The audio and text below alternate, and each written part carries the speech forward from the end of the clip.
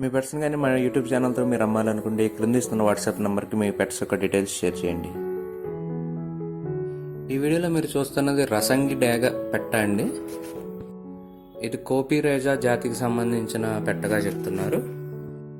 ఈ పెట్ట యొక్క ఎత్తు వచ్చేసి 21 అంగుళాల వరకు ఉంటుందని చెప్తున్నారండి.